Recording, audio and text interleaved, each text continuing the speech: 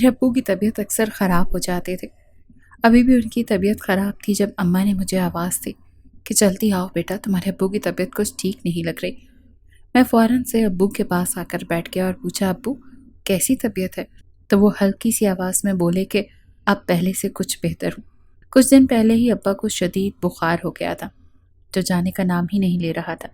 اماں بیچاری سارا دن برف کی پٹیاں کر کر کر تھک جاتی تھی۔ ہلکی پھلکی دوائی بھی چل رہی تھی۔ پھر میں نے ابو سے کہا کہ آج کسی دوست سے ادھار پیسے پکڑ کر کسی اچھے ڈاکٹر کے پاس آپ کو لے کر چلتا ہوں۔ کتنے دن ہو گئے آپ کا بخار اترنے کا نام ہی نہیں لے رہا۔ تو ابو کہنے لگے، مجھے لگتا ہے بیٹا میرا وقت پورا ہونے والا ہے، اسی لیے شاید بخار جانے کا نام نہیں لے رہا۔ مگر بیٹا ایک بات تم سے کہتا چلوں کہ گھر میں جو تمہاری 2 جوان بہنیں اور ماں ہیں، ان کا سہارا اب تم ہو۔ تم ایک کام کرو، تم فیصل صاحب سے جا کر میرا نام لو اور ان کو کہو کہ وہ تمہیں نوکری دے دیں۔ میں نے بڑی دیر ان کے گھر میں کام کیا ہے، مجھے امید ہے کہ وہ تمہیں نوکری ضرور دے دیں گے۔ تمہارے پاس اچھی ڈگری بھی ہے۔ وہ مجھ پر بہت یقین کرتے تھے، اسی لیے میری جگہ پر اب تم نوکری کر لو۔ میں چاہتا ہوں کہ تمہیں شہر بھیجوں، تم اپنی مرضی کی نوکری کرو، مگر کیا کروں؟ مجھے لگتا ہے کہ میرے پاس اب وقت ہی نہیں ہے۔ اس بخار نے تو میرا زندگی پر سے بھروسہ ہی اٹھا دیا ہے۔ مجھے نہیں لگتا کہ میں دوبارہ اب ٹھیک ہو سکوں گا۔ میں نے ابا کو حوصلہ دیا اور کہا، آپ بالکل ٹھیک ہو جائیں گے اور آپ بالکل فکر مت کریں۔ میں بہت جلد آپ کے باس کے پاس جا کر ان کو اپنی مجبوری بھی بتاؤں گا اور پھر نوکری بھی کر لوں گا۔ میرا ارادہ تھا کہ میں شہر جا کر کوئی نوکری تلاش کروں گا اور اچھے پیسے جمع کر کے ہر ماہ اپنے گھر والوں کو بھیجوں گا۔ میں نے ایم اے مکمل کر لیا تھا۔ اب میرا ارادہ یہی تھا، مگر وقت نے نہ جانے ہم لوگوں کے ساتھ کون سا کھیل کھیلنا تھا۔ ہمیں اسی کے سانچے میں تو ڈھلنا تھا۔ میرا نام احمد ہے، میری عمر 30 سال ہے اور میرا تعلق درمیانے طبقے سے تھا۔ گھر میں ایک اماں، بوڑھا باپ اور 2 جوان بہنیں تھیں۔ ابا ایک بہت بڑی کوٹھی میں ڈرائیور کی نوکری کرتے تھے۔ یہ نوکری ان کو تب ملی تھی جب ہم لوگ بہت چھوٹے تھے۔ ابا اس سے پہلے کھیتوں میں کام کیا کرتے تھے جس سے ہمارے گھر کا گزارا ہوتا تھا، مگر پھر ہمارے تایا نے ہمارے کھیتوں پر قبضہ کر لیا۔ میری دونوں بہنوں نے انٹر تک تعلیم حاصل کی، وہ دونوں بھی اب جوان تھی۔ میری بڑی بہن تو مجھ سے صرف 3 سال چھوٹی تھی۔ حالات ایسے نہیں تھے ورنہ اس کی شادی کی عمر تھی۔ سوچا جائے تو ابا کی جو بھی تنخواہ تھی اس سے گھر کا باورچی خانہ مشکل سے چل رہا تھا۔ ابھی 4 ماہ ہی گزرے تھے اپنی ڈگری مکمل کیے ہوئے۔ میں بالکل ابا والی نوکری نہیں کرنا چاہتا تھا۔ میں نے باس سے بات کی تھی لیکن فی الحال ان کو وہاں اور کوئی نوکری نہیں تھی جس پر وہ مجھے فوری طور پر ہائر کر سکتے۔ اب حالات نے مجھے وہیں لا کھڑا کر دیا تھا۔ میں ابا کو منع بھی نہیں کر سکتا تھا۔ یوں میں نے ابا کا دل رکھتے ہوئے حامی بھر لی تو ابا کہنے لگے، آج سے تم ہی صاحب جی کی طرف جاؤ، میری جو بچی ہوئی تنخواہ ہے وہ بھی لے کر آؤ اور ساتھ میں تم اپنی نوکری کی بات بھی کر لینا۔ میں ابا سے کہنے لگا کہ پہلے آپ کو ڈاکٹر کی طرف لے کر جاؤں گا، پھر ہی کوئی فیصلہ کریں گے۔ اس بارے میں ابا میری بات سن کر مطمئن ہو گئے اور اس کے بعد اماں سے کہا کہ اماں ابا کو ذرا تیار کر دیں جب تک میں کسی دوست سے کچھ ادھار پکڑ کر آتا ہوں۔ ان سے یہ کہہ کر میں باہر نکل آیا۔ میں نہیں جانتا تھا کہ میری منزل کیا ہے۔ میں تھوڑا دور نکل آیا، میرے ہاتھ میں تو کچھ بھی نہیں تھا اور ابا کو ڈاکٹر کی طرف لے کر جانا تھا۔ تبھی اچانک ایک کار انتہائی تیز رفتاری سے میرے سامنے آ کر رکی۔ خدا کا شکر تھا کہ مجھے ٹکر نہیں ہوئی۔ میں نے جیسے ہی چہرہ اوپر اٹھا کر دیکھا تو دنگ رہ گیا۔ ایک لڑکی کار ڈرائیو کر رہی تھی۔ اس کی نشیلی آنکھیں جب میری طرف اٹھیں تو میں ٹھٹک کر رک گیا۔ ارے آپ، میں معذرت خواہ ہوں، میرا دھیان کہیں اور تھا۔ کہنے لگی، آپ کو لگی تو نہیں؟ اس سے پہلے کہ میں مزید اس سے کچھ بات کرتا وہ گاڑی سے یکدم نیچے اتری اور کہنے لگی، آپ یہ بتائیں کہ چاچا کی طبیعت کیسی ہے؟ اب میں ان سے کہنے لگا کہ بخار کافی زیادہ ہے جو اترنے کا نام نہیں لے رہا، تو وہ افسوس کرنے لگی اور کہنے لگی کہ ہمیں ان کا بہت انتظار ہے، بابا روزانہ ہی ان کا پوچھتے ہیں۔ میں اپنی نظریں جھکائے اس کے سامنے کھڑا تھا۔ وہ بابا کے لیے کافی فکر مند نظر آ رہی تھی۔ وہ شاید صاحب جی کی بیٹی تھی۔ کہنے لگی، چاچا کے ساتھ کافی اچھا وقت گزرا ہے، بابا جان کا اور مجھے بھی چاچا سے کافی زیادہ پیار ہے۔ بچپن سے ہی وہ ہمیں اکثر اسکول چھوڑنے جاتے تھے، کب وقت تیزی سے گزر گیا پتہ ہی نہیں چلا۔ اس کے ساتھ ساتھ بات کر کے مجھے اندازہ ہوا تھا کہ وہ بہت ہی زیادہ باتونی لڑکی ہے، اور پھر اسی طرح باتیں کرتے وہ میرے ساتھ گھر آ گئی۔ میں اس بات پر شرمندہ ہو رہا تھا کہ نہ جانے گھر کی کیسی حالت ہوگی۔ نہ جانے مہمان کو چائے دینے کے لیے بھی کچھ گھر میں موجود ہوگا یا نہیں۔ اس وقت تو میری جیب میں پھوٹی کوڑی بھی نہیں تھی جو میں گھر میں اس کو لے کر آتا۔ تبھی راستے میں پڑنے والے بازار سے اس نے ڈھیر سارا فروٹ خریدا اور پھر میرے گھر میں داخل ہوئی۔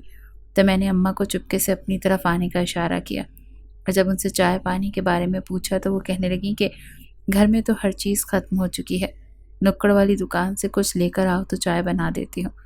یوں بھی یہ ہمارے گھر میں پہلی بار آئی ہے، وہ کیا سوچے گی۔ خیر میں نکڑ والی دکان پر گیا، وہاں سے اس سے پہلے کہ کچھ لاتا اس نے منع کر دیا۔ ابا ویسے ہی اتنے بیمار تھے، وہیں سے سارا سامان پہلے لاتے تھے، لیکن اس کا ادھار تھا جو ہم نے ابھی تک نہیں چکایا تھا۔ یہی بات میں نے اماں کو بتائی تو وہ چپ کر کے رہ گئی اور پھر کہنے لگی جو کچھ وہ لائی ہے وہی اس کے آگے رکھ دیتے ہیں، اب ہم اس سے زیادہ اور کیا کر سکتے ہیں۔ آخر ہماری بھی کیا زندگی ہے۔ میں آج بہت اداس ہو گیا تھا۔ کیا میں ساری زندگی یوں ہی طرز کھا کھا کر ضروریات زندگی کے لیے ترستا رہوں گا؟ آخر ہماری زندگی میں آسانیاں کب آئیں گی؟ کب یہ مشکلات ختم ہوں گی؟ تبھی میری نظر اس لڑکی کا چہرے کی طرف گھوم گئی۔ اس کی بڑی سی لشکاریں مارتی ہوئی گاڑی، اس کا چمکتا ہوا بے فکر سا چہرہ میری آنکھوں کے سامنے تھا۔ میں نے تو پہلی ہی نظر میں اس کے حسن کا قائل ہو گیا تھا۔ میرا دل اس کو دیکھ کر عجیب سے انداز میں دھڑکنے لگا۔ کافی دیر گزر گئی مجھے اپنے کمرے میں آئے ہوئے۔ میری آنکھوں کے سامنے اس کا معصوم چہرہ تھا جو ہٹ ہی نہیں رہا تھا۔ وہ بیٹھی میرے بابا سے باتیں کر رہی تھی، اس کی باتیں تو ختم ہی نہیں ہو رہی تھی۔ تبھی امی نے مجھے بلایا اور کہا کہ تمہارے ابا کو اسپتال لے کر جانے کی ضد کر رہی ہے اور گھر میں تو پیسے نہیں ہیں، کیا کریں؟ یہ سن کر میں پریشان ہو گیا۔ اماں کہنے لگی تم اپنے کسی دوست سے ادھار ہی پکڑ لو، کسی سے کچھ پوچھ لو کہ کوئی ہماری مدد کر دے۔ یوں خالی ہاتھ اس کے ساتھ تمہارے باپ کو بھیجنا مجھے کچھ اچھا نہیں لگ رہا۔ ابھی ہم یہ باتیں کر رہے تھے جب آواز سنائی دی، آنٹی آپ کو فکر کرنے کی ضرورت نہیں ہے، چاچا ہمارے گھر کے ملازم نہیں ہیں بلکہ ہمارے گھر کے فرد کی طرح ہیں، اور ان کو میں اپنی طرف سے ہی ہسپتال میں لے کر جا رہی ہوں۔ میں خود ان کا چیک اپ کرواؤں گی، آپ اس بارے میں بالکل فکر مند نہ ہو۔ امی اور میں اس کی بات سن کر شرمندہ سے ہو گئے کہ اسے بھی ہمارے حالات کا پتہ چل گیا۔ نہ جانے ہماری یہ غربت کب ختم ہوگی۔ میری امی نے فوراً کہا کہ بیٹی ہم تمہارا یہ احسان کبھی نہیں بھولیں گے۔ تو اس لڑکی نے کہا ارے احسان کیسا، چاچا تو ہمیں بہت عزیز ہیں، اس میں احسان والی کوئی بات نہیں۔ پھر وہ ابو کو لے کر اسپتال گئی۔ امی نے مجھے بھی ان کے ساتھ بھیج دیا۔ ڈاکٹر سے ابو کا تفصیلی چیک اپ کیا اور پھر کافی مہنگی دوائیں لکھ کر دیں۔ اس لڑکی نے نہ صرف ابو کو وہ تمام دوائیں خرید کر دیں بلکہ گھر کے پاس اتار کر چپکے سے پیسے بھی ابو کے ہاتھ پر رکھ دیے۔ پھر اس کے بعد انہیں میری نوکری کی بھی آفر کر دی تھی۔ ابو جب گھر میں داخل ہوئے تو ان کی آنکھوں میں آنسو چمک رہے تھے۔ میں ان کے ساتھ موجود ہونے کے باوجود بھی اس بات سے بے خبر تھا اس نے ابو کو کیا کہا تھا۔ گھر آنے کے بعد جب مجھے یہ بات معلوم ہوئی تو میرے دل میں اس لڑکی کی قدر بہت بڑھ گئی تھی۔ آج جب میں رات کو سونے کے لیے لیٹا تو میری آنکھوں کے سامنے پھر اس کا چہرہ گھومنے لگا اور نہ جانے کب میری آنکھ لگ گئی۔ اگلے دن میری آنکھ کھلی تو امی نے مجھے کہہ دیا کہ تمہارے بابا کی طبیعت پہلے سے کافی بہتر ہے، مگر اس کے باوجود ابھی کچھ وقت تک کام پر نہیں جا سکتے۔ جانتے ہو نا کہ گھر کے حالات کیسے ہیں، اسی لیے اب تمہیں کام پر جانا ہوگا۔ امی کی بات سن کر میں افسردہ ہو گیا۔ تبھی وہ مجھے کہنے لگیں کہ میں جانتی ہوں کہ تمہارا خواب بہت اونچا تھا اور تم کہیں اور نوکری کرنا چاہتے تھے، مگر مت بھولو کہ محنت میں کبھی آر نہیں ہے، لہٰذا محنت سے مت ہچکچاؤ۔ گھر کے حالات میرے سامنے ہی تھے، مجھے اپنی بہنیں بھی نظر آ رہی تھیں جو اب شادی کے قابل ہو گئی تھیں، اور ایسے میں گھر کی گاڑی چلانے کے لیے مجھے کچھ نہ کچھ تو کرنا ہی تھا۔ میں اللہ سے بہتر کی دعا کر رہا تھا کہ ابو جلد ٹھیک ہو جائیں اور وہ اپنے کام پر جائیں، یا پھر مجھے کوئی اور اچھی نوکری مل جائے تو میں پھر ابو سے یہ کام ہی چھڑوا دوں گا۔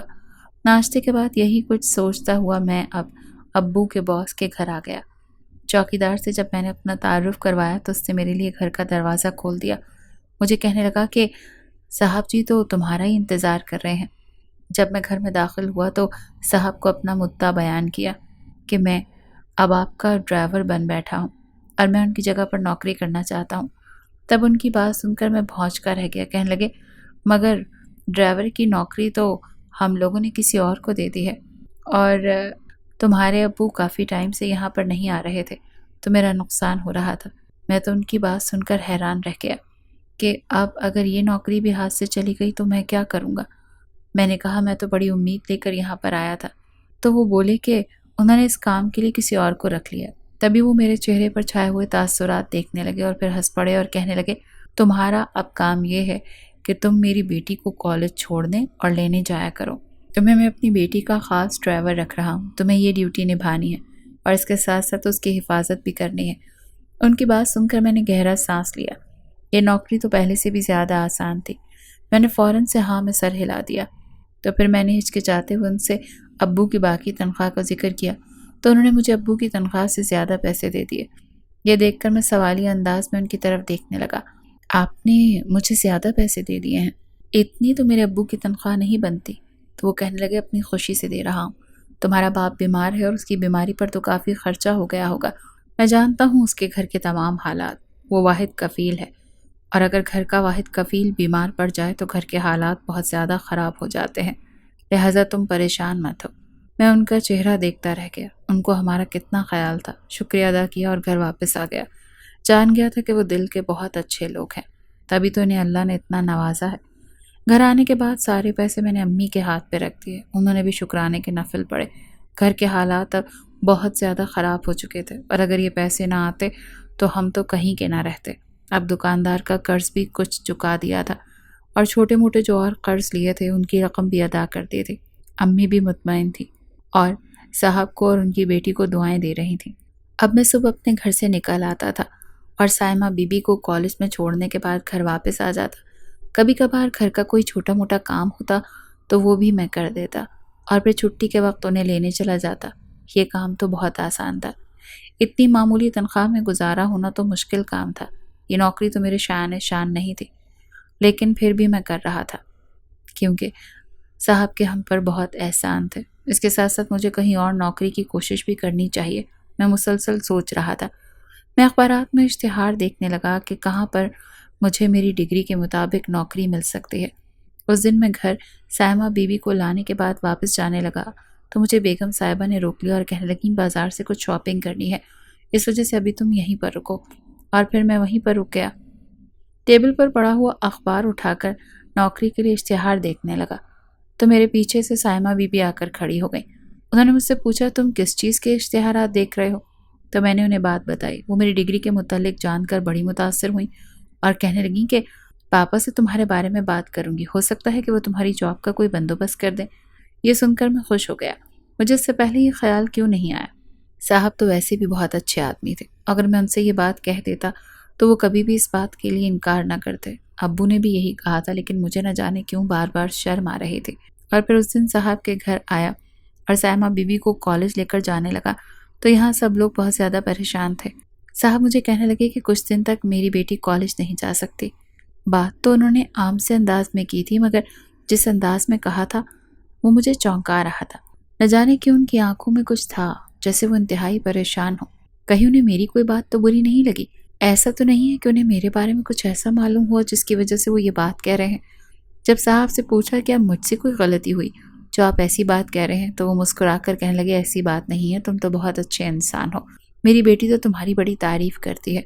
ہماری کچھ دشمنی ہے جس کے بنا پر میں چاہتا ہوں کہ کچھ دن میری بیٹی گھر میں ہی رہے اور اس کے بعد یہ دوبارہ کالج جانے لگے گی۔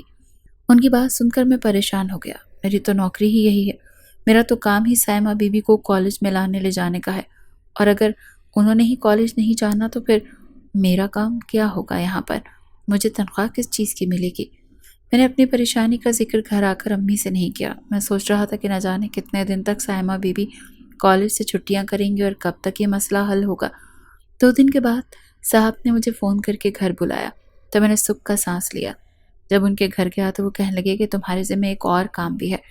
جب تک سائمہ کالج نہیں جاتی تب تک تم نے ایک اور کام بھی کرنا ہے۔ مجھے تم سے زیادہ ایماندار شخص اور کوئی نظر نہیں آیا، اسی لیے میں چاہتا ہوں کہ ڈیوٹی تم ہی سر انجام دو۔ ان کی بات سن کر میں چونک گیا اور ان سے پوچھنے لگا، کیا کام ہے؟ تب وہ کہنے لگے، میں چاہتا ہوں کہ تم ہمارے گھر میں چوکیدار کے فرائض سر انجام دو۔ رات کو تم نے چوکیداری کرنی ہے اور صبح تم سائمہ کو کالج چھوڑنے کے لیے جاؤ گے۔ اس کے بعد تم باقی کا وقت سو کر گزار سکتے ہو، اور پھر چھٹی کے بعد جب تم اسے لے کر آؤ گے تو اس کے بعد بھی تم رات تک آزاد ہو۔ تم جو چاہے کرنا، تمہیں میں کسی کام کے لیے نہیں کہوں گا، مگر یہ 2 کام تم نے کرنے ہیں اور تمہیں اس کام کا معاوضہ بھی معقول ملے گا۔ یہ سن کر میں خوش ہو گیا تھا کہ چلو تنخواہ زیادہ ہو جائے گی۔ اور میرے پاس جو وقت بچ گیا تھا اس میں کوئی اور نوکری بھی ڈھونڈ سکتا تھا۔ تبھی صاحب نے چوکیدار کو جو ان کے پہلے رکھے ہوئے تھے اس بارے میں پوچھا کہ وہ اب کہاں ہے، تو وہ اپنی ڈیوٹی بہت اچھے سے انجام دے رہا تھا۔ صاحب نے گہری سانس لی اور کہنے لگے بس اس کے ساتھ کچھ مسائل تھے جس کی وجہ سے وہ نوکری چھوڑ کر جا چکا ہے۔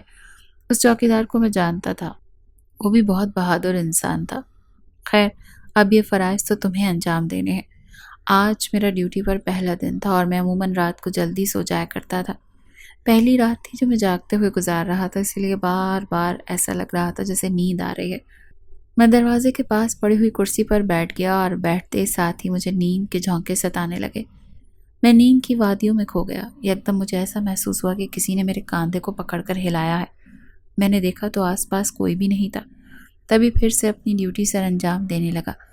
بار بار صاحب کمرے سے باہر آتے، میرے آس پاس چاروں طرف دیکھتے اور پھر کمرے میں چلے جاتے۔ میں نے انہیں بہت کہا کہ میں جاگ رہا ہوں، اپنی ڈیوٹی کر رہا ہوں، آپ جا کر آرام سے سو جائیں۔ آپ مجھے تنخواہ تو اسی چیز کی دے رہے ہیں نا، میں آپ کے گھر کی حفاظت کروں۔ تب وہ کہنے لگے بات تمہاری ٹھیک ہے، مگر کچھ معاملات ایسے ہیں جن کے بارے میں تمہیں میں نے لاعلم رکھا ہے، اس لیے میں نہیں چاہتا کہ تمہیں کوئی نقصان ہو، تبھی میں بھی جاگ کر اپنا فرض ادا کر رہا ہوں۔ ان کے چہرے کے تاثرات دیکھ کر لگ رہا تھا کہ وہ زیادہ پریشان ہیں۔ میں بھی چونک گیا، نہ جانے ایسی کون سی بات تھی جو ان جیسے مضبوط اعصاب کے مالک شخص کو بھی پریشان کیے ہوئے تھی۔ میں پورے بنگلے میں گھوم گھوم کر ڈیوٹی کر رہا تھا۔ تبھی میں دروازے کے پاس جب پہنچا تو مجھے ایسے محسوس ہوا جیسے میرے پیچھے کوئی بھاگتے ہوئے گزرا ہو۔ اب جب میں نے پلٹ کر دیکھا تو کچھ بھی نہیں تھا۔ میں حیران رہ گیا کہ کچھ بھی نہیں ہے تو یہ آواز کیسی آ رہی ہے۔ پھر میں نظر انداز کر کے آگے چلنے لگا۔ تبھی مجھے کسی کے کہے کی آواز سنائی دی۔ اب کی بار جب میں نے پلٹ کر دیکھا تو پھر کچھ نہیں تھا۔ میں دل ہی دل میں ڈر گیا کہ یہ کیسی آوازیں ہیں جو مجھے ڈرا رہی ہیں۔ ایسے محسوس ہو رہا ہے جیسے میرے آس پاس کوئی تھا مگر کوئی وجود نظر نہیں آ رہا تھا۔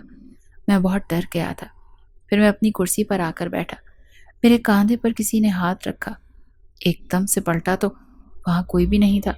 ایک بہادر نوجوان تھا مگر اس کے باوجود بھی میں خوف سے کانپنے لگا۔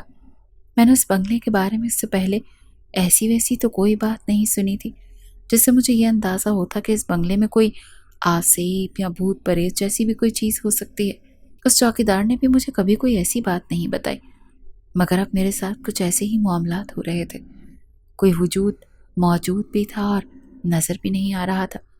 آخر اس چوکیدار نے نوکری کیوں چھوڑی؟ اس نے چھوڑی یا اسے نوکری سے نکال دیا گیا؟ یہ لوگ تو اس طرح کی نوکری کی خاصی تنخواہ بھی لے رہے تھے، تو پھر اس نے کام کیوں چھوڑ دیا؟ میں یہ سوچتا ہوا الجھتا جا رہا تھا۔ کچھ دن کے بعد سائمہ بیوی نے دوبارہ سے کالج جانا شروع کر دیا۔ میں ان کو کالج چھوڑنے کے بعد اپنے گھر آتا، سو جاتا اور پھر اسی طرح رات کی ڈیوٹی کرنے لگ جاتا۔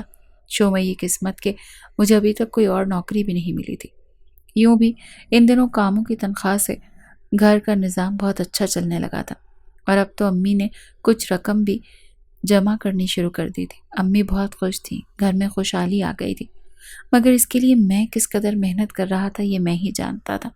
رات کو جب میں ڈیوٹی دے رہا ہوتا تھا تو میرے آس پاس کسی کی ہنسی کی آواز سنائی دیتی تھی۔ کبھی کوئی مجھے چھو کے گزر جاتا، کبھی کوئی میرے کاندھے پر ہاتھ رکھتا، کبھی کوئی مجھے آواز دے کر مجھے اپنی جانب متوجہ کرنے لگتا۔ رات کا سنسان پہر، کالی راتیں، میں تنہا اور اس طرح کے معاملات، یہ سب دیکھ دیکھ کر میں بہت ڈر رہا تھا۔ اگر صاحب بار بار میرے آس پاس آ کر مجھ سے میری خیریت معلوم نہ کرتے تو شاید میں کب کا یہاں سے بھاگ جاتا۔ اس کے علاوہ تو میرے پاس اور کوئی نوکری بھی نہیں تھی۔ اس دن جب میں سائمہ بیوی کو کالج سے گھر واپس لا رہا تھا تو ہم لوگ سنسان راستے پر پہنچے تھے کہ اچانک سے میری گاڑی خراب ہو گئی۔ جب میں نیچے اترا تو جھاڑیوں میں سے کچھ لوگ نکل کر گاڑی کے پاس آ کر جمع ہو گئے۔ وہ سب مرد تھے جنہوں نے عجیب سے لباس پہن رکھے تھے۔ میں قدرے پریشان ہو گیا۔ ان لوگوں کے چہرے بھی پوشیدہ تھے۔ وہ عجیب سی زبان میں سائمہ بیوی کو گاڑی سے باہر نکلنے کا بولنے لگے۔ تبھی سائمہ بیوی چیختی آواز میں کہنے لگی، فوراً سے گاڑی میں بیٹھو۔ میں پریشان ہو گیا کیونکہ گاڑی تو خراب ہو چکی تھی۔ گاڑی میں بیٹھ کر ہم لوگ فرار بھی نہیں ہو سکتے تھے۔ راستے میں وہ شخص بھی کھڑا تھا۔ میں نے جیسے ہی آگے قدم بڑھایا تو اس شخص نے مجھے بازو سے پکڑ لیا۔ اس کا ہاتھ بہت ہی زیادہ گرم تھا، اس قدر گرم کہ مجھے اپنے بازو میں دھنستا ہوا محسوس ہوا۔ ایسے لگ رہا تھا جیسے کسی آگ نے میرے بازو کو چھو لیا ہو۔ میں نے اس سے اپنے آپ کو چھڑوانے کی کوشش کی مگر ناکام رہا۔ اسی وقت میرے سر پر کسی نے زور کی کوئی چیز ماری جس سے میری آنکھوں کے سامنے اندھیرا چھایا اور بے ہوش ہو گیا۔ جب ہوش میں آیا تو ایک اجنبی کمرے میں تھا اور کمرے کو بہت خوبصورتی سے سجایا گیا تھا۔ آنکھیں کھولتے ہی مجھے بے ہوش ہونے سے پہلے کے مناظر یاد آنے لگے۔ مجھے معلوم ہوا کہ میں تو اس وقت ایک انجانی جگہ پر تھا اور وہ لوگ سائمہ بی بی کو گاڑی سے باہر نکلنے کی بات کر رہے تھے۔ کیا میں اور سائمہ بی بی اغوا ہو چکے ہیں؟ کیا ہم کسی اجنبی جگہ پر ہیں؟ میں یہ سب سوچے جا رہا تھا جب اپنے کانوں میں ایک مانوس سی آواز سنائی دی، تمہاری طبیعت کیسی ہے اب؟ جب میں نے آواز چونک کر دیکھا تو میرے سامنے بڑے صاحب تھے۔ صاحب کو دیکھ کر میری جان میں جان آئی۔ صاحب کو جب ساری بات بتائی تو وہ کہنے لگے، ہاں مجھے معلوم ہے کہ تم لوگوں کے ساتھ روڈ پر حادثہ ہوا تھا، مگر وہاں پر میرے کچھ آدمی پہنچ گئے تھے۔ اگر وہ بر وقت وہاں پر نہ پہنچتے تو تم دونوں کو کوئی نقصان ہو سکتا تھا۔ خدا کا شکر ہے وہ مطمئن تھے، اور میں سوچ سوچ کر حیران تھا کہ وہ عجیب سے چوغے والے شخص کون تھے اور ان کا اتنا عجیب و غریب حلیہ کیوں تھا، اور وہ سائمہ بی بی سے آخر گاڑی سے باہر نکلنے کو کیوں کہہ رہے تھے؟ سائمہ بی بی سے ان کی کیا دشمنی تھی؟ مجھے کچھ سمجھ میں نہیں آ رہا تھا، اور میں یہ بھی جانتا تھا کہ میں اس گھر کا ملازم ہوں۔ اگر میں زیادہ پوچھوں گا تو ممکن ہے کہ کسی کو مجھ پر غصہ آ جائے اور وہ مجھے ڈانٹ دیں۔ تبھی یہ سوچ کر میں خاموش ہو گیا۔ کچھ دن تک سائمہ بی بی دوبارہ سے کالج نہیں گئی، اور جب میں رات کی ڈیوٹی دے رہا ہوتا تھا تو پہلے سے بھی زیادہ میرے ساتھ پراسرار واقعات ہونے لگے۔ چلتے چلتے کوئی میرے پیچھے بھاگنے لگتا، میرا نام پکارنے لگتا اور میں ایک دم ٹھہر جاتا۔ اس دن میرے ساتھ پھر وہی معاملہ ہوا۔ جب میں اپنی کرسی پر بیٹھا ہوا تھا، اچانک سے مجھے نیند کے جھونکے ستانے لگے۔ جیسے ہی میں نیند میں گیا تو فوراً کسی نے مجھے کاندھے سے پکڑ کر جھنجھوڑ دیا۔ میں نے ادھر ادھر دیکھا تو میرے سامنے وہی کالے رنگ کے لباس میں ملبوس چوغا پہنے ہوئے لوگ سر جھکائے کھڑے تھے اور میری جانب آ رہے تھے۔ جب میری نظر اس پر پڑی تو وہاں پر اس کے ساتھ اور بھی بہت سارے اس کے حلیے میں تھے۔ میں چیخنے لگا۔ میری چیخ کی آواز سن کر صاحب کمرے سے بھاگے آئے۔ تب میں نے ایک عجیب سا منظر دیکھا۔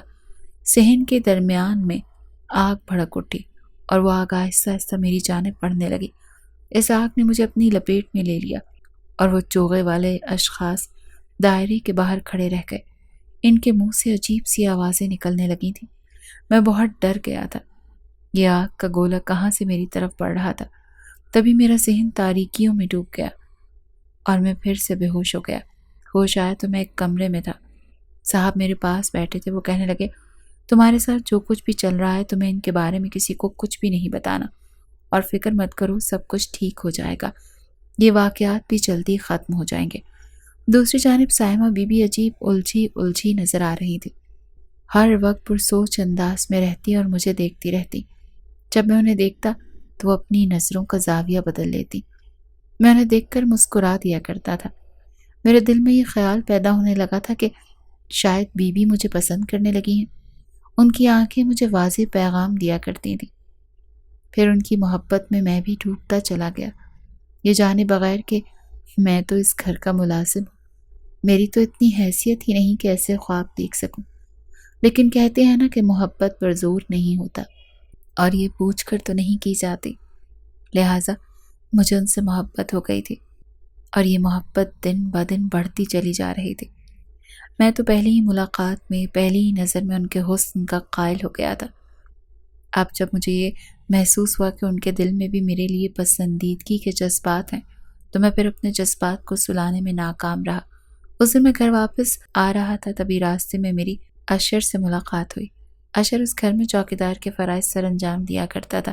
اشر سے حال احوال پوچھنے کے بعد جب میں نے اس سے نوکری چھوڑنے کا سبب پوچھا تو مجھے کہنے لگا کہ یہ ایک لمبی کہانی ہے، گھر آؤ گے تو بتاؤں گا۔ اس کا انداز مجھے چونکا گیا تھا اور میں یہ بات جاننے کے لیے بے تاب تھا۔ میں شام کو ہی اس کے گھر چلا گیا۔ اشر نے مجھے چائے پلائی اور اس کے بعد اس نے مجھے بتایا کہ شروع میں تو مجھے یہ نوکری کرتے بہت مزہ آنے لگا تھا، کیونکہ اچھی خاصی تنخواہ تھی، ضروریات زندگی پوری ہونے لگی تھی، مگر اب پچھلے کچھ دنوں سے عجیب سے واقعات ہونے لگے تھے۔ گھر میں بیٹھے بٹھائے آگ لگ جاتی تھی، کبھی کبھار مجھے اپنے نام کی پکار سنائی دیتی تھی۔ وہاں پر عجیب سے حلیے کے اشخاص نظر آتے تھے۔ وہ مجھ پر حملہ کر دیا کرتے تھے۔ میں نے کئی بار اپنا دفاع کرنے کی کوشش کی اور انہوں نے کئی بار مجھے قابو کر کے سخت نقصان پہنچایا۔ مجھے تکلیف بھی پہنچی اور پھر ایک دن تو حد ہی ہو گئی۔ اس دن جب انہوں نے مجھے بہت تنگ کیا تو میرے منہ سے کربناک چیخیں نکلنے لگیں۔ ان چیخوں کی آواز سن کر صاحب باہر آ گئے اور پھر ان کے باہر آنے کی دیر تھی کہ وہ شخص نظروں کے سامنے اچانک سے غائب ہو گئے۔ میں اپنی آنکھوں کو مسلتا رہ گیا اور حیران اور پریشان ہو کر ادھر دیکھنے لگا۔ وہ لوگ اچانک سے غائب کیسے ہو سکتے ہیں؟ مگر یہ سچ تھا۔ یہ ایسے واقعات تھے جنہیں دیکھ کر میری عقل دنگ رہ گئی تھی۔ کئی بار میں نے وہاں پر بہت سی خوفناک مخلوقات کو دیکھا ہے۔ پھر میری ہمت جواب دے گئی اور میں نے نوکری چھوڑ دی۔ صاحب سے میں نے معذرت کر لی اور اب جب مجھے واقعات یاد آتے ہیں تو میرے رونگٹے کھڑے ہو جاتے ہیں۔ اس کی باتیں سن کر میرا منہ تو کھلے کا کھلا رہ گیا۔ یہی سب تو میرے ساتھ ہو رہا تھا۔ وہ لمبے چوغے والے شخص اچانک سے نظروں کے سامنے غائب ہو جاتے تھے۔ اس کا مطلب کہ وہ انسان نہیں تھے بلکہ کوئی اور مخلوق تھے۔ اور پھر مجھے وہ آگ والی بات یاد آ گئی کہ کس طرح سے آگ کے دائرے نے مجھے اپنی لپیٹ میں لے لیا تھا۔ اب تو مجھے بھی صاحب کے گھر سے ڈر لگنے لگا تھا کہ اسی پل میرے نمبر پر کال آئی۔ کال کرنے والا شخص ایک بہت بڑی کمپنی کا مالک تھا۔ میں وہاں انٹرویو دینے کے لیے گیا تھا۔ اس نے مجھے جاب کے لیے سلیکٹ کر لیا۔ یہ جاب میری مرضی کے عین مطابق تھی۔ میں تو خوشی سے جھوم اٹھا، ورنہ اب تک تو میں یہ سوچ کر پریشان ہو رہا تھا کہ اگر میں صاحب کی نوکری چھوڑوں گا تو میرے گھر کے حالات پھر سے خراب ہو جائیں گے۔ اور اب جب یہ کال آ گئی تھی تو میں مطمئن ہو گیا تھا۔ اب میں صاحب کو اس نوکری سے انکار کر دوں گا۔ مجھے دل ہی دل میں سوچ کر ندامت بھی ہو رہی تھی کہ وہ میرے بارے میں کیا سوچیں گے کہ میں کتنا خود غرض انسان ہوں۔ مگر مجھے اپنی جان اور زندگی سے بڑھ کر اور کچھ بھی نہیں تھا۔ میرے سر پر 2 بہنوں کی ذمہ داری تھی، ماں باپ کی ذمہ داری تھی۔ میں صاحب کے گھر گیا تو یہ دیکھ کر حیران رہ گیا کہ گھر پر تو تالا لگا ہوا تھا۔ وہ لوگ نہ جانے بنا بتائے کہاں چلے گئے تھے۔ میں پھر اپنے گھر آ گیا اور اگلے ہی دن سے نوکری پر جانے لگا۔ اماں کو جب میں نے خوشخبری سنائی تو وہ بہت زیادہ خوش ہوئیں اور اللہ کے آگے سجدہ شکر ادا کیا۔ ابو کی طبیعت بھی اب پہلے سے کافی بہتر تھی، اور جب ابو نے کہا کہ میں دوبارہ نوکری پر جانا چاہتا ہوں تو میں نے ان کو روکا۔ کہنے لگا اب میری تنخواہ اتنی ہے کہ میں سارے اخراجات اٹھا سکتا ہوں۔ آپ اب آرام کریں، آپ کو نوکری کرنے کی کوئی ضرورت نہیں ہے۔ مگر ابو نے کہا میرے بیٹے، مگر جب تک میں کام کر سکتا ہوں مجھے کرنا چاہیے۔ میں خود کو صحت مند تصور کر رہا ہوں۔ اگر میں ایسے ہی گھر میں بیٹھ گیا تو ناکارہ ہو جاؤں گا، وقت سے پہلے بوڑھا ہو جاؤں گا۔ کیا چاہتے ہو؟ تم سے اپنا باپ خوبصورت اور ہینڈسم دیکھا نہیں جا رہا؟ تو میرا بیٹا ہنسنے لگا۔ امی نے بھی کہا کہ صحت کا تھوڑا خیال کریں، گھر پر ہی رہیں۔ مگر ابو کو تو کام کرنے کی ضد تھی۔ ابو اگلے ہی دن کام پر گئے تو ان کا بھی یہی کہنا تھا کہ صاحب جی کے گھر میں تو تالا ہے، نہ جانے وہ کہاں چلے گئے ہیں۔ پھر کئی روز تک وہ ان کے گھر کے چکر لگاتے رہے، مگر مایوسی سے واپس پلٹ آتے تھے۔ ان کا کہنا تھا کہ کتنے سالوں سے میں یہاں پر نوکری کر رہا ہوں، کبھی اس گھر کو میں نے بند نہیں دیکھا، نہ جانے وہ کہاں چلے گئے ہیں۔ ابو کی بات سن کر میں بھی چونک گیا۔ پھر ایک دن وہاں گیا تو گھر کو تالا لگا ہوا تھا اور میں حیران و پریشان رہ گیا۔ میرا دھیان بار بار سائمہ بی بی کی طرف جا رہا تھا۔ میں اپنی آنکھیں بند کرتا تو ان کا پری چہرہ میرے سامنے آ جاتا۔ ان کی وہ خوشبو مجھے اپنی سانسوں میں محسوس ہونے لگتی تھی۔ میرے کانوں میں ان کی رس کھولتی ہوئی آواز، میں چاہ کر بھی ان کو بھول نہیں پا رہا تھا۔ میں جانتا تھا کہ مجھ میں اور ان میں زمین آسمان کا فرق ہے، مگر میں اپنے اس دل کا کیا کرتا جو ان کا نام پڑھ کر ہی دھڑکنے لگتا تھا۔ دیکھتے دیکھتے سال گزر گئے۔ میری دونوں بہنوں کی بھی شادی ہو گئی۔ گھر کے حالات بہت اچھے ہو گئے۔ اب میرے پاس چھوٹی سی سیکنڈ ہینڈ گاڑی بھی آ گئی تھی۔ زندگی میں ہر چیز حاصل کر لی تھی، مگر اس کے باوجود میرے دل میں کہیں نہ کہیں یہ تشنگی ابھی بھی تھی کہ ایک بار سائمہ بی بی سے ملوں، ایک بار تو انہیں اپنی آنکھوں کے سامنے دیکھ سکوں، ان سے پوچھ سکوں کہ وہ اچانک کہاں چلی گئیں اور دوبارہ وہ کبھی مجھ سے ملنے کے لیے کیوں نہیں آئیں۔ ان کی آنکھیں دیکھ کر مجھے ایسے محسوس ہوتا تھا جیسے وہ بھی میرے لیے محبت کے جذبات رکھتی ہیں، مگر انہوں نے کبھی ان جذبات کو زبان تک رسائی نہیں دی، اور میں ان آنکھوں میں اپنے لیے دوبارہ وہی پسندیدگی دیکھنا چاہتا تھا، مگر نہ جانے میری محبت کہاں کھو گئی تھی۔ جو مجھے مل ہی نہیں رہی تھی۔ اب اس بات کو تقریباً 2 سے 3 سال کا عرصہ گزر چکا ہے۔ امی بار بار شادی کرنے کا کہہ رہی ہیں کہ تمہیں اب شادی کر لینی چاہیے، لیکن میری آنکھوں کے سامنے سے وہ چہرہ ہی نہیں ہٹتا۔ میں کیا کروں؟ میں نہ چاہتے ہوئے بھی افسردہ سا ہو جاتا تھا۔ اس دن جب میں آفس سے گھر واپس جا رہا تھا تو مجھے واپس آتے ہوئے معمول سے زیادہ دیر ہو گئی۔ مغرب کا اندھیرا ہر سو پھیل چکا تھا۔ جب سائمہ بی بی کے گھر کے پاس سے گزرنے لگا تو اچانک میری نظر وہیں ان کے گھر پر اٹھ گئی۔ تبھی میری نظر واپس پلٹنا ہی بھول گئی، کیونکہ دروازے کے باہر سائمہ بی بی کھڑی مجھے دیکھ رہی تھی۔ ان کے چہرے پر مسکراہٹ تھی اور وہ بنا کچھ کہے میرے ساتھ گاڑی میں سوار ہو گئی۔ انہیں اپنے روبرو دیکھ کر میرے تو جیسے رونگٹے ہی کھڑے ہو گئے۔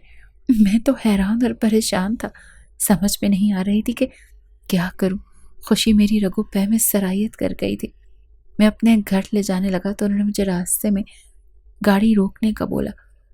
میں ان کی آواز سن کر حیران رہ گیا۔ تب وہ کہنے لگی، میں تم سے کچھ ایسی باتیں کرنا چاہتی ہوں جو میں تمہارے گھر والوں کے سامنے نہیں کر سکتی۔ ان کی بات سن کر تو میرا دل خوشی سے جھومنے لگا۔ مجھے تو یقین تھا کہ یہ مجھ سے اظہار محبت کریں گی، مگر جو کچھ انہوں نے بتایا اسے سن کر تو جیسے زمین میرے پاؤں کے نیچے سے نکل گئی۔ مجھے تو اپنے کانوں پر یقین نہیں آ رہا تھا۔ پھر میں فوراً سے گھر کی طرف چلا گیا اور سیدھا اپنے کمرے میں گیا۔ بار بار میرے ذہن میں سائمہ بی بی کی باتیں گھوم رہی تھی۔ جو کچھ انہوں نے مجھے بتایا تھا وہ کسی طرح بھی یقین کرنے کے قابل نہیں تھا۔ سائمہ بی بی نے مجھے بتایا تھا کہ وہ ایک انسان نہیں تھی، بلکہ ان کا تعلق قبیلہ جنات سے تھا اور وہ لوگ یہاں پر اپنے کچھ مخصوص کاموں کی تکمیل کے لیے رہ رہے تھے، مگر اسی دوران ان کی دشمنی کچھ ناپاک اور خبیث قسم کے جنات سے ہو گئی تھی، جنہوں نے ان کے ساتھ دشمنی باندھ لی اور ان کو یہاں سے نکالنے کے در پہ ہو گئے۔ اور تبھی اس گھر میں وہ عجیب و غریب واقعات ہونے لگے۔ وہ ان کے دشمن تھے جو اس گھر پر بار بار حملہ کر رہے تھے۔ تبھی سائمہ بی بی اور ان کے والد اپنا کام جلد سے جلد نمٹانے لگے، اور جیسے ان کا وہ کام ہو گیا وہ یہاں سے ہمیشہ کے لیے واپس چلے گئے۔ سائمہ بی بی کہنے لگی، مجھے تمہارے بارے میں یہ معلوم ہوا تھا کہ تم ابھی تک شادی نہیں کر رہے اور ابھی تک تم میری محبت کو اپنے دل سے لگا کر بیٹھے ہو۔ اسی لیے میں نے سوچا کہ میں تمہیں آ کر اپنی حقیقت بتا دوں، تاکہ اگر تمہارے دل میں کسی قسم کی کوئی امید ہے تو وہ بھی ختم ہو جائے۔ میرا دل تو بری طرح ٹوٹ گیا تھا۔ میں حقیقت کو تسلیم کرنے میں ناکام ہو رہا تھا۔ مجھے بہت وقت لگا تھا یہ ماننے میں کہ میں ان کے بغیر ساری زندگی گزار سکتا ہوں، اور پھر میں نے امی کو شادی کے لیے ہاں کہہ دی۔ وہ تو خوشی سے جھوم اٹھی تھی۔ پھر انہوں نے محلے کی ایک لڑکی سے میری شادی طے کر دی، اور میں سمجھ گیا تھا کہ بعد کی زندگی میں ادھورے پن کے ساتھ ہی مجھے گزارنی پڑے گی، کیونکہ محبت تو مجھے سائمہ بی بی سے ہوئی تھی اور بہت ٹوٹ کر ہوئی تھی۔ جب ایک بار محبت ہو جائے تو پھر دوبارہ کسی کے لیے بھی وہ جذبات پیدا نہیں ہوتے۔ لیکن خیر، جو میری بیوی بنی تھی وہ اب میری ذمہ داری تھی، اور سائمہ ایک خوبصورت یاد کی طرح ہمیشہ میرے دل میں رہنی تھی۔